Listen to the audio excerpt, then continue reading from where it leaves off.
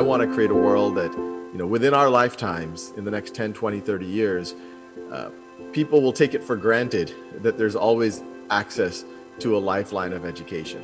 And one thing I always make clear is we don't view what we're doing as competitive with the traditional education system. We view it as complementary. I'll be the first to say that if I had to pick between in-person education for my kids with an amazing teacher and technology, I would pick the in-person education every time. And I also saw that the way that they were approaching learning, especially in math and science, but really in all subjects, is they were memorizing formulas. They didn't really see how everything fit together.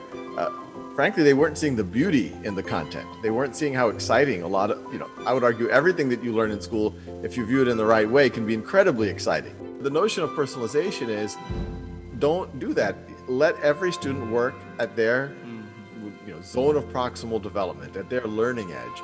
I am hoping that over the next few years, we're able to give signals not just of whether a student knows how to factor a polynomial or can do accounting or statistics, but also their communication, their empathy, their collaboration. It's uncomfortable in a very positive way, and it does just make you more connected. It makes you more appreciative of the air quality, more appreciative of just attuned to what's going on.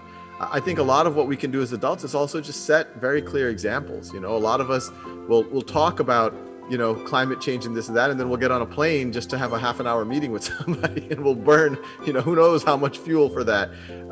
It's far more sustainable, frankly, to do what we're doing right now. Who knows how much carbon I would have generated if I were there in person. I think there's a lot of things that we can rethink in how we relive their life. Remote work.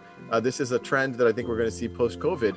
It's going to be much more sustainable on a bunch of levels. Traffic is going to go down. Fuel consumption is going to go down. People are going to spend more time with their family. They're going to have more time. It's going to be more sustainable for their lives. They're not going to be as stressed.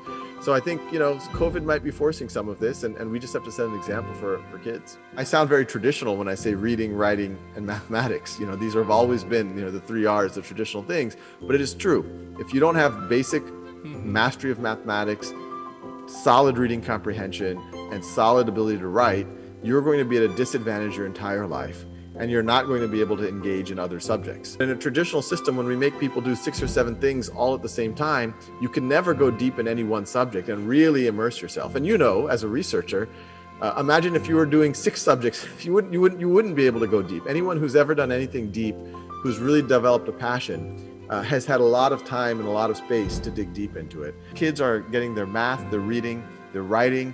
Those skills aren't atrophying, then they're going to be fine. And once people feel good about those, that they're doing it in a personally sustainable way, then yes, layer on other things.